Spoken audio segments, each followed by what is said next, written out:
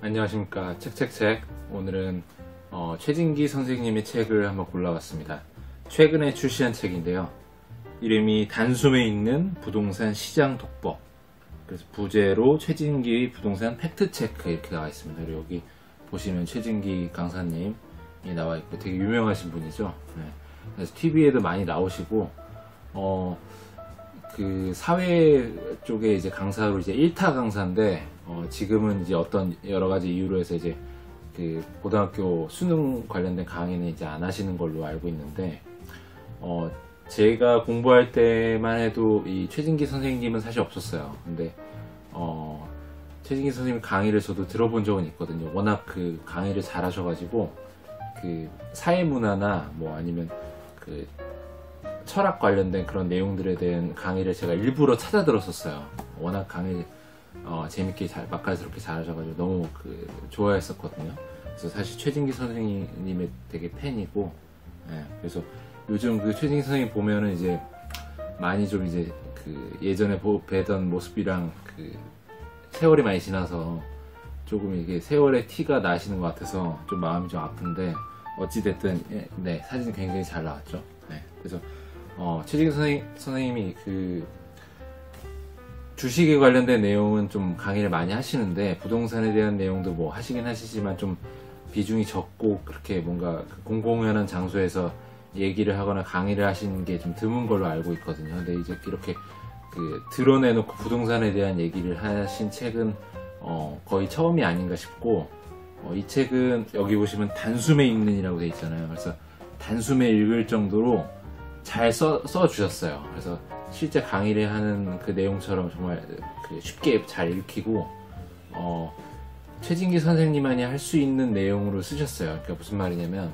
보통의 이제 부동산 관련된 책을 쓰시는 분들은 대부분 이제 내 경험이나 여러 가지 것들을 이제 결부지어서 사례를 중심으로 쓰는 경우가 많은데 최진기 선생님이 이제 인문학이나 여러 사회과학에 이제 정통하신 분이기 때문에 여러 그런 부동산 사회 현상의 팩트를 인문학적 지식, 철학적 지식, 그리고 뭐 정치 경제학적 지식을 다 접목해서 그거를 이해하기 쉽게 설명을 해주셨기 때문에 그런 부분에 대한 설명은 웬만한 그 저자들은 이제 쉽게 따라하기 힘든 것이라고 보고 어려운 내용을 쉽게 설명하는 게 이제 최진기 작가님의 능력이시거든요. 그래서 이 책은 공부용으로 부동산 공부용으로 해서 보시면 정말 좋을 것 같고 최근에 이제 부동산 그 대책이 발표가 됐잖아요. 그래서 그거와 같이 결부지어서 이 책을 공부해 보시면 더 도움이 되지 않을까 싶습니다. 한번 보겠습니다. 예, 한번 살펴보겠습니다. 부동산 책들은 조금 깊게 시간이 좀 걸리더라도 제가 짚어드리는 부분들은 사실 그 책의 일부분이라 이것만 가지고는 이제 사실 책을 더 봐야지만 이제 그 진위를 더 파악하기가 용이하다고 생각은 되는데 그래도 좀 세부적으로 이제 짚어 나가면서 시간이 좀 걸리더라도 약간 더 깊게 볼게요. 왜냐면 그래야 좀 더 도움이 되실 것 같고 이걸 보시는 분이 그래서 그렇게 해볼 것 같고 그리고 이 요소마다 제가 생각하는 내용들을 많이 좀 얘기를 해드리고 싶어요. 예. 그래서 이 책 한번 보면 2020년 부동산 매수 기회를 어떻게 노릴 것인가라는 게 이제 제일 큰 이제 부제인데 결론으로 이렇게 지금 짚어주시는 내용이 이거예요. 그래서 여러 가지 시장 상황들을 고려해 봤을 때 제이노믹스로 얘기할 수 있는 이제 문재인 대통령 이하의 그 정책들이 어떻게 이제 진행이 될 것이고 앞으로 이제 2017년, 18년에 공급이 많았기 때문에 그게 이제 많이 이제 해소가 되면서 풀리면서 미분양이나 이런 것들도 좀 늘어나게 될 것이고 하면서 좀 더 지금 현상에 대비해서 이제 부동산 가격이 조정받고 2019년 말이나 2020년 들어서서 이제 매수의 기회가 찾아올 것이라고 최진기 작가님은 생각한다라는 내용이죠. 그래서 결말의 부분에 이 부분이 나옵니다. 네. 최진기 선생님은 뭐 많이 아시는 것처럼 방송에도 많이 나오시니까 인문학의 대중화를 위해 노력하시고 최근에는 뭐 오마이스쿨이라는 그 강의 사이트를 만드셔가지고 많이 활발히 여러 강의들을 이제 그 소개를 해주시고 계시죠. 그래서 도움이 많이 되고 있습니다. 저도 본 것들이 꽤 많거든요. 그래서 뭐 그렇고 고려대학교를 나오셨어요. 사회학과를 나오셨고 한림대학교 대학원에서 이제 공부를 더 하셨었고, 유명해지신 거는 이제 수능 강사로 유명해지셨죠. 네, 수능 강사로 유명해지셨고, 책도 되게 좋은 책들이 많아요. 책도 되게 잘 쓰시고, 지금 당장 경제학, 지금 당장 경제 공부하라, 지금 당장 뭐 해라, 뭐 이 시리즈 괜찮게 많이 팔렸던 것 같고요. 그리고 유명해지신 게 어떤 방송사랑 했던 경제 방송이 있었는데, 그것 때문에 이제 일반 대중한테 되게 많이 알려주셨죠. 예. 목차를 한번 보겠습니다. 예, 여기서부터 보겠습니다. 첫 번째, 시장을 이기는 정부는 없다라는 일그러진 신화. 이게 무슨 얘기냐면, 보통 이제 시장을 정부가 이길 수는 없다라고 생각들을 많이 하시잖아요. 왜냐하면 시장은 너무나 여러 가지 변수들이 존재하고, 아무리 정책과 규제를 한다고 해도 시장의 그런 다양함, 여러 가지 변칙성, 이런 것들을 이길 수가 없기 때문에 시장을 이기는 정부는 결국 없어. 라는 거를 여러 가지 신문 기사나 이런 것들로 많이 보셨을 텐데, 사실은 그렇지 않고, 최진기 작가님이 보시기에는 정부는 시장을 잘 통제해 왔다. 내가 그 사례들을 팩트로 보여줄게. 라는 내용들이 나와 있습니다. 두 번째는 이제 1번의 주제에 이어져서 대한민국 정부는 사실 부동산 안정화에 실패한 적이 없다. 많이들 부동산 정책들이 좀 잘못돼서 부동산을 좀 못 잡았다라고 얘기하는데, 사실 그렇지 않다라는 내용을 팩트를 통해 증명을 해주시고 계시고, 3번은 이제 문재인 정부에 들어서서 이제 부동산 정책들과 관련해서 앞으로 어떻게 될 것인가, 새롭게 부동산 질서가 어떻게 재편될 것이다라는 내용들을 담고 있고요. 네 번째, 이제 부동산의 상품의 본래 속성으로 들어가서, 부동산은 이제 정부가 얼마든지 정책을 통해 가격을 통제할 수 있는 것이고, 수요와 공급의 특수성이 있으면서 이 가수요 때문에 투기적인 성격이 강하다라는 내용을 이제 부동산의 본질에 대한 얘기를 해주고 계십니다. 다섯 번째는 이제 부동산 가격에 대한 선입견과 도그마에서 부동산에 대한 선입견에 대해서 주로 얘기를 해주시고 계시고, 특히 이 PIR 지수를 요즘 많이 활용하죠. 네. 그래서 소득 대비해서 부동산 가격이 어떻게 평가되고 있는가를 해서 그걸로 바라보는 것인데, 이 지수를 좀 아전인수격으로 부동산 폭락론자나 아니면 부동산이 오를 걸로 생각하는 사람들이 모두 이걸 자기가 유리한 쪽으로 끌어다 쓰고 있다는 것, 팩트로 이제 보여주고 계시고, 6번에 대한민국 부동산은 폭등이나 폭락도 없다. 그래서 최진기 작가님이 보시기에는 여러 가지 가계부채 문제나 금리 인상은 버블 붕괴의 트리거가 될 것 같아서 위험할 수 있다는 그런 전반적인 생각들을 꼭 그렇진 않다라고 이제 증명을 해주시고 계시고, 그래서 부동산이 완만하게 상승하거나 약간 조정을 받는 경우는 있겠지만, 크게 이렇게 문제가 크게 오르거나 크게 내리지 않는 상황으로 갈 가능성이 높다는 얘기를 해주고 계시고, 마지막으로 이 결론에서 여기까지의 내용들은 이제 현상을 분석하거나 그런 앞으로의 전망들을 이제 얘기하기 전에 논리들을 꺼냈다면, 이제 앞으로의 전망은 어떻게 될 것인가를 본격적으로 얘기해 주는 게 이 7번입니다. 그래서 여기 보시면 2020년의 부동산 매수 기회를 얘기하고 계세요. 네. 구체적으로 한번 보겠습니다. 네, 여기 보겠습니다. 1980년대 이래 주택 보급률이 많이 높아졌는데 자가 점유율은 별로 높아지지 않았다는 것은 주택을 충분히 건설해 국민들에게 공급했는데도 새로 지어진 주택이 집 없는 사람에게 돌아가지 않고 이미 집을 가진 사람에게 추가로 돌아가고 있다는 것입니다. 바로 여기에 주목해야 합니다. 아파트 가격도 중요하지만 그보다 자가 점유율이 더 중요하다고 본다는 문재인 대통령의 발언은 앞으로의 주택 공급은 집 없는 사람에게 우선적으로 돌아가야 한다는 의미로 이해할 수 있습니다. 같은 맥락에서 주택 보급률은 높아졌는데 자가 점유율은 여전하다는 것은 주택이 거주의 수단에서 투기의 수단으로 변질됐다는 것을 보여줍니다.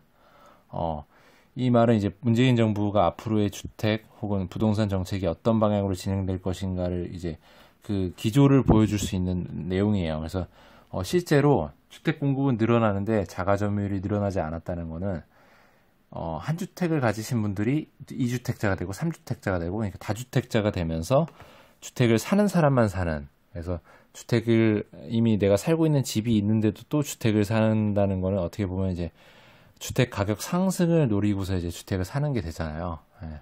그래서 주택이 어찌 보면 투기의 수단으로 변질됐다라는 내용인데, 이 투기라는 게 꼭 그 나쁜 부정적인 뉘앙스를 담고 있지만 사실 재테크의 한 수단일 수는 있어요. 그래서 주식을 하고 우리가 부동산을 하고 하는 것들이 이런 자본주의의 사유재산이 인정되는 이 상황에서는 사실 뭐 막을 수 있는 부분은 아니고 도덕적으로 문제가 있다는 것은 아니지만, 어찌됐든 간에 이제 정부가 봤을 때 모두가 이제 공동체 사회가 좀 더 나은 방향으로 가려면 이렇게 주택을 더 공급하면 자가 점유율이 늘어서 중산층이 좀 많아지고 사회가 좀 안정되는 쪽으로 흘러가야 된다는 거죠. 그게 바람직한 내용이긴 합니다. 네, 여기 한번 보겠습니다. 부동산을 잡은 두 번째 정권, 노무현 정부. 부동산을 잡다는 거는 이제 부동산을 좀 그 규제를 했다는 얘기예요. 그래서 부동산을 잡은, 부동산 가격을 안정시킨 두 번째 정권이 바로 노무현 정부고, 첫 번째는 여기 보시면 이제 노태우 정권, 양노 대통령, 두 명의 노 대통령께서, 노 씨의 대통령께서 부동산을 다 잡았다라는 내용을 해주시고 계시는데, 첫 번째 노태우 정부는 이제 공급을 엄청나게 늘렸기 때문에 이 공급을 통해서 이제 부동산 가격을 잡았다라는 내용을 얘기해주고 계시고, 노무현 정부는 여기 보시면 LTV와 DTI라는 제도를 통해서 대표적으로 부동산 가격을 잡았다라고 얘기를 하고 계세요. 그래서 여기 보면 한번 보겠습니다. 사실 노무현 정부 시절 부동산 가격은 꽤 많이 올랐습니다. 사실이죠. 그때 사신 분들 꽤 많이 올랐고 지금도 많이 올랐죠. 그래서 부동산 정책이 실패했다고 많은 사람들이 오해했습니다. 그나마 요즘은 당시 부동산 가격 상승이 세계적인 추세 때문이었으며 세계적인 상승률보다는 오히려 낮았다는 사실이 알려졌습니다. 다음 도표를 통해 그 상황을 일목요연하게 확인할 수 있습니다. 여기 한번 보시면 이게 2000년부터 2006년, 그러니까 노무현 대통령께서 집권하신 그 시기에 OECD의 주요국의 실질 주택 가격 상승률이에요. OECD 경제조사에서 출처가 나와 있고요. 여기 보시면, 네. 그럼 이게 OECD의 평균인데 우리나라는 여기 요 정도 수치에서 평균보다 낮죠. 그래서 사실 그 이 시기에 주요 주택이 0보다 위에 있잖아요. 대부분의 나라들이. 그래서 주요 주택들이 사실 세계적으로 이제 올라가는 추세에 있는데 그보다 덜 올랐다는 거는 역설적으로 말해서 부동산 가격을 노무현 정부가 잘 잡았다라는 의미가 된다라는 것이죠. 그래서 한간에 이제 얘기하는 부동산이 그 노무현 정부 시절에 올랐던 거는 사실 세계적인 추세였기 때문에 오르는 건 당연했고, 너무 많이 오르지 않게끔 잘 부동산을 잡았다, 노무현 정부가, 라는 게 사실 팩트다라는 얘기를 해주고 계십니다. 네, 여기 한번 보겠습니다. 경제에는 세 가지 생산 요소가 있습니다. 자본, 토지, 노동입니다. 자본에서는 이윤이, 토지에서는 지대가, 노동에서는 임금이 나옵니다. 임금 주도의 성장론은 바로 이윤과 지대가 아닌 임금이 주도하는 성장을 말합니다. 이 임금 주도 성장론이 바로 그 문재인 정부가 추구하는 것이죠. 그래서 파이의 크기가 똑같다면 이윤과 지대를 줄이고 임금을 높여야 한다는 게 임금 주도 성장론의 본질입니다. 이윤과 지대를 우선하는 자산 주도 성장론의 반대 개념으로 이해하면 됩니다. 자산 주도 성장론이 이명박 정부와 박근혜 정부 시절 늘 강조하던 낙수 효과에 기반한 이론이라면, 임금 주도 성장론은 분수 효과에 기반한 이론이라고 할 수 있습니다. 여기 보실게요. 그래서 문재인 정부의 실질적인 첫 경제 조치는 인천공항에서 근무하는 비정규직을 정규직으로 바꾸겠다는 것이었습니다. 급여상의 변동은 크게 없었을 것입니다. 그러나 정규직이라는 신분이 가져다주는 생활의 안정은 미래 기대소득의 증가를 불러와서 소비를 증대시킬 것입니다. 그래서 여기 보시면 그 문재인 정부가 추구하는 게 자산 주도가 아닌 임금 주도의 성장이 되어야 된다라는 것이고, 그거에 대한 첫 번째 조치로 인천공항의 비정규직을 정규직으로 바꾸는 이런 것을 통해서 이제 시범적으로 내가 추구하는 방향은 바로 이것이다 라는 걸 보여주고 있다는 얘기입니다. 그래서 정부가 추구하는 게 임금 주도 성장론이다 라는 걸 잘 이해하고, 그걸 바탕으로 이제 가지에 뻗치는 여러 가지 정책들이 나오겠죠. 그래서 그런 사회 현상들이 다 정부가 추구하는 핵심 정책이 바로 임금 주도이기 때문이다라는 것이고, 임금 주도 정책에 기반했기 때문에 최근에 그 좀 무리스럽지만 그 최저임금을 확 올렸잖아요. 그런 것들도 이제 정부가 이제 서민을 생각해서 임금 주도의 성장을 이루기 위해서 최저임금을 확 올렸다라는 걸 볼 수가 있고, 이게 지금 처음 그 제도가 도입되면서 좀 여러 가지 반발도 있고, 그렇기 때문에 이제 좀 여러 가지 불협화음이 많이 생기겠지만 그래도 이게 잘 밀고 나가면 서민들로 하여금 이제 소비가 좀 늘어나고 경제가 더 활성화될 수 있는 그런 상황으로 오지 않을까라고 조심스럽게 생각을 한번 해봅니다. 네, 여기 한번 보시겠습니다. 부동산 정책이 선거 승리의 마중물. 가난한 사람들의 소득을 올리기 위해 문재인 정부는 모든 노력을 기울일 것입니다. 왜일까요? 대통령이 착해서? 정의의 화신이라서? 그럴 수도 있겠지만 가난한 사람들의 소득이 올라가면 집권 여당인 더불어민주당의 재집권 가능성 또한 틀림없이 올라갈 것이기 때문입니다. 맞습니다. 이게 그 부동산 정책을 이렇게 추진하는 게 서민을 잘 살게 하자는 그런 대승적인 논리도 있지만 집권 여당이 사실 그 지지 기반이 서민한테 있기 때문에 이 서민들이 잘 살고 서민이 입맛에 맞는 정책을 펼 수밖에 없는 거죠. 그래서 그런 측면이 분명히 있음을 여기 강조를 해주고 계십니다. 네, 여기 한번 보실게요. 부동산 시장 수요와 공급의 특수성에서 이제 경제학적인 부분의 이 수요 공급 그래프를 통해서 이제 설명을 해주고 계시는데 좀 아쉬운 부분이 나와요. 뭐 책 그 내용의 문제는 아니고 이제 편집의 문제 혹은 뭐 좀 이렇게 실수를 한 것 같은데 여기 보시면 이제 그 공급 비탄력적인 부분을 이제 얘기하면서 공급이 완전 비탄력적인 시장에 대한 언급을 하는데 공급과 가격 탄력성의 관계를 언급해주고 있거든요. 근데 보면 그 공급 탄력성이 높다는 얘기는 가격이 조금만 변해도 공급이 확 바뀐다는 얘기거든요. 그래서 이 그래프 자체가 이 가격과 이 양과 가격의 그래프에서 수요와 공급의 그 탄력성을 언급할 때는 이렇게 그래프가 서 있으면 이게 바로 비탄력적인 거고 완전히 누워 있으면 탄력적인 것이거든요. 그래서 여기 보면 그 배추의 공급 곡선에서 공급의 가격 탄력성이 낮다라고 했는데 이게 사실 이쪽으로 와야 되고 이 그랜저의 공급 곡선 그러니까 탄력성이 높은 게 일로 와야 돼요. 그래서 이게 탄력성이 큰 거고 이게 작은 건데 여기 보시면 이제 이게 그랜저 그래프라고 봤을 때 한번 얘기를 해봐 드릴게요. 공급 수요 서플라이 공급 가격 탄력성이 높다는 얘기가 가격이 좀만 올라가도 이 공급량이 확 늘어난다는 얘기죠. 그래서 가격이 좀만 올라가도 여러 가지 회사들에서 이제 기술 개발해서 그랜저와 같은 비슷한 상품들을 많이 출시할 것이기 때문에 공급이 돈을 벌기 위해서 확 늘어나는 그런 시장이다. 그래서 공급의 가격 탄력성이 높은 아주 탄력적인 그 시장이 바로 이것이다라는 건데 이게 바뀌었어요. 그래서 이게 좀 바뀌어서 이런 것만 보면 사실 이 내용을 처음 보시는 분들은 좀 이렇게 완전히 반대로 써놨기 때문에 좀 그 헷갈릴 수 있잖아요. 그래서 이런 부분 되게 주의 깊게 봐야 되는데 편집이 잘못돼서 되게 아쉬움이 좀 있습니다. 네, 이어서 여기 부분 보여드릴 텐데요. 이렇게 책 그 중간중간에 이코노믹 인사이트라고 경제학 관련한 그런 짧게 읽어가는 코너 이런 것들이 나와 있어요. 근데 아까 말씀드린 게 또 그래프가 또 잘못 나와 있어요. 여기 보시면 그 탄력성 그래프를 언급할 때 서 있으면 비탄력, 누워 있으면 탄력이라고 말씀드렸잖아요.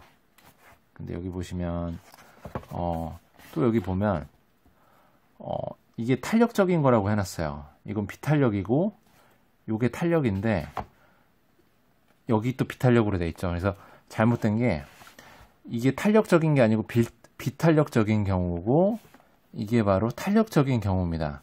가격이 좀만 바뀌어도 양이 확 달라지는 이게 바로 탄력적인 경우고 여기는 또 제대로 써놨어요. 그러니까 누워 있으면 탄력적, 이렇게 서 있으면 비탄력적인데 탄력적인 거고 이것도 탄력적인 거죠. 요게 똑같은 경우로 봐야 되고 요게 똑같은 경우로 봐야 되는데 요건 좀 반대로 써놨다. 그래서 이것도 또 좀 잘못돼 있다. 그래서 책을 쓰고 나서 검수가 좀 이루어졌어야 되는데 이런 부분에 대한 아쉬움이 좀 있습니다. 네. 책 내용의 문제는 아니에요. 네, 여기 한번 보겠습니다. 가계부채 문제를 어떻게 볼 것인가 라고 해서 이제 얘기하는데 되게 재밌는 대목이 있어서 보여드려요. 2017년 4분기부터 1분기까지 18년 1분기까지 부동산 시장을 둘러싼 분위기가 어땠는지 한번 살펴볼까요? 기사 제목을 통해서 보는 거예요. 역전세난에서 깡통주택까지 부동산 시장 도미노 우려. 새해엔 역대 최대 입주 분양 폭탄. 역전세난 시작됐다. 세입자 목구에 난리법석. 서울 수도권 전셋값 급락. 강남 아파트도 비상. 대출 막혀 잔금 대란 현실화. 그래서 부동산이 주춤거리자 계속돼서 이제 부동산에 대한 안 좋은 기사들이 나오고 있다는 얘기잖아요. 그래서 이런 언론의 그 호도되지 말자라는 것으로 이제 나폴레옹의 일화를 보여주고 계신데 이거 한번 보실게요. 자, 여기 보세요. 1815년 2월 26일 나폴레옹은 유배되었던 엘바 섬을 탈출해서 20여일 만에 파리로 돌아옵니다. 당시 나폴레옹의 탈출에서 재집권까지의 과정을 시시각각 보도한 프랑스 신문의 일면 헤드라인 변화를 한번 보겠습니다. 아주 극적입니다. 한번 보세요. 3월 9일 괴물이자 대역적 엘바 섬을 탈출하다. 나폴레옹이 괴물이라고 표현했죠. 3월 12일 코르시카 출신 식인귀 나폴레옹이죠. 주왕에 도착했다. 3월 13일 악마가 리옹까지 오다. 3월 18일 반역자 60시간이면 수도에 들어온다. 계속 안 좋은 얘기를 하고 있죠. 반역자, 악마, 식인귀. 3월 19일 보나파르트 군대를 이끌고 전진 중. 수식어가 사라졌어요. 네. 괴물, 식인귀, 악마, 반역자에서 보나파르트로 되어버렸어요. 이름으로. 20일 18일에서 하루 지났고 이틀 지났는데 이렇게 달라졌어요. 나폴레옹 내일 파리에 도착한다. 여기 한번 보실게요. 3월 21일 며칠 안 지났죠. 황제 나폴레옹 지금 퐁텐블로 궁에 계시다. 다음 22일이에요. 황제 폐하 어젯밤 티를리 궁의 환궁. 이렇게 언론의 맨 얼굴이 이렇다. 그래서 언제든지 이렇게 뒤집어서 획가닥 손바닥 뒤집듯이 할 수 있는 게 언론이기 때문에 언론에 휘둘리면 안 된다는 내용을 해주고 계십니다. 예, 여기 한번 보겠습니다. 실질 소득 증가 없는 부동산 가격 상승의 결과. 그래서 5장에서 한국 부동산 가격이 다른 나라에 비해 그리고 본래 가치에 비해 높지 않다는 점을 살펴보았습니다. 하지만 향후 1, 2년간 한국 부동산은 기본적으로 하락 기조를 유지할 것입니다. 앞에서도 틈틈이 이야기했지만 그 이유를 다시 한번 정리하면 다음과 같습니다. 그래서 이 이유들로 부동산은 좀 하락 추세를 갈 것이다라는 내용을 말씀해 주고 계세요. 2017-18년 주택 공급 물량이 많다. 금리가 상승세다. 문재인 정부의 정책 기준은 부동산 가격 안정이다라는 얘기인데 그간의 그 공급 물량이 되게 최근 들어서까지 되게 적었어요. 그런데 이제 2017년, 18년에 와서는 주택 공급 물량이 제법 있거든요.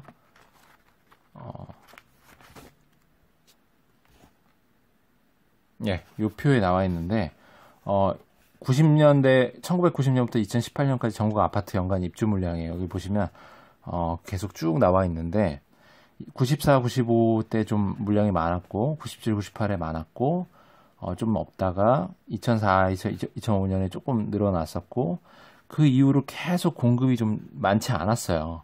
그래서 이명박 박근혜 정부 때 들어오면서 계속 공급이 뭐 그렇게 많지 않은 편이었고 이제 문재인 정부 들어오면서 이제 박근혜 정부 지나면서 문재인 정부 들어서면서 2017, 18년에 공급이 상당히 있어요. 그래서 지금 보시면 경기도나 수도권, 특히 경기도에 보시면 공급이 너무 많아가지고 전세를 맞추기가 되게 힘든 상황인데 아무튼 이것만 봐도 이 공급 물량이 앞으로 향후 부동산 시장에서의 가격을 안정 내지는 조정을 받게 하는 원인이 될 것이라는 걸 알 수 있습니다.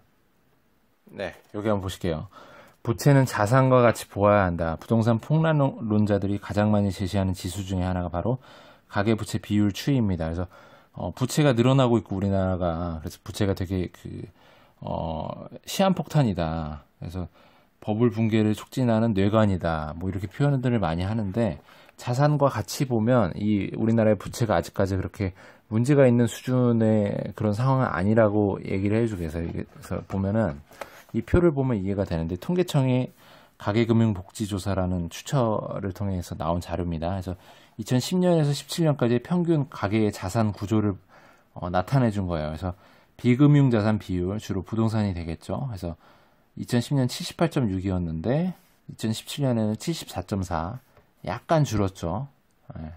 약간 줄었고 뭐 4%포인트 정도 줄었고 금융자산의 비율, 이건 이제 은행에 예금되어 있는 돈이 주로 해당됩니다. 21.4에서 25.6, 약간 늘었죠. 그래서 비금융자산에서 빠진 만큼 금융자산에서 거의 좀 늘어났다라고 추측을 해볼 수 있겠죠. 그래서 가계 평균 자산은 27,684에서 38,164로 좀 늘었다. 단위는 만원 단위입니다. 라는 것이고, 가계는 금융자산, 여기 보실게요. 그러니까 금융자산, 은행에 넣어 있는 돈이 5,924에서 9,770으로 늘었어요. 그래서 늘었고, 가계 평균 금융 부채, 그러니까 가계 부채는 3,151에서 4,998로 늘었어요. 근데 보시면 자산이, 그러니까 금융 자산이면 은행에 있는 돈이잖아요. 은행에 있는 돈만으로 이 가계 금융 부채라고 하면 이제 여러 가지가 되겠죠. 부동산 주택 담보 대출도 될 것이고 여러 가지 이제 부채에 해당하는 거를 갚을 수가 있다는 거예요. 그래서 A-B 은행에 있는 돈, 가계가 갖고 있는 돈으로 금융부채를 갚아도 돈이 남는다. 그래서 실질적으로 가계 평균 자산 구조를 봤을 때 이 우리나라의 이제 가계 부채들은 그렇게 위험한 상태로만 봐야 되는 것은 아닐 가능성이 높다라는 얘기를 해주고 계십니다. 이 표를 통해서 팩트로 점검을 하고 있으니까 뭐 사실 반발의 여지가 뭐 많지 않겠죠. 네, 여기도 한번 보실게요. 부동산 가격 체감과 실제 온도차, 부동산 가격이 폭락하려면 당연히 그 전에 부동산 가격이 많이 올랐어야 할 것입니다. 그렇겠죠? 뭐 오르지도 않았는데 폭락만 하지 않을 테니까요. 많이 올라서 이제 버블이 붕괴되면서 이제 폭락이 일어나는 건데, 국제결제은행인 BIS가 조사한 95년에서 2015년 국가별 주택가격의 변화 양상.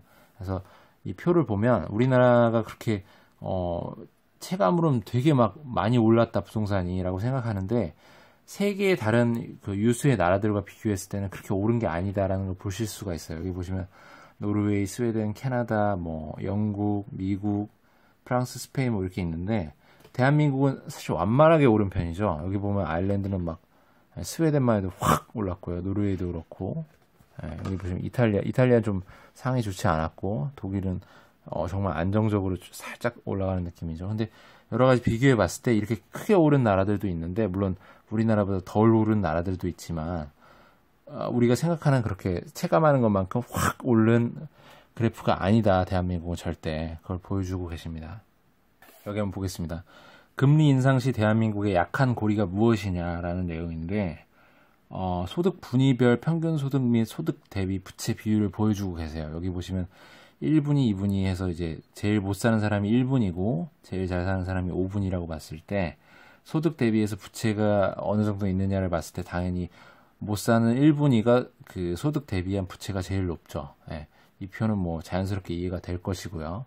그래서 이 얘기를 왜 하냐면 금리 인상 시 대한민국의 약한 고리가 이제 가계 부채 중에서도 이제 주택담보대출이 제일 문제가 돼서 그것 때문에 이제 금리 인상돼서 주택담보대출에 문제가 생기고 못 갚는 사람들이 생겨서 그런 버블이 붕괴되면서 대한민국이 문제가 생기고 부동산이 문제가 생길 거라는 생각의 흐름으로 이어지는데 사실 그건 아니고 여기서 말해주는 건 이제 자영업자의 그런 그 사업을 위한 자영업자 대출 이런 것들이 오히려 더 문제가 될 수 있다는 내용을 언급을 해주고 계시거든요. 한번 볼게요.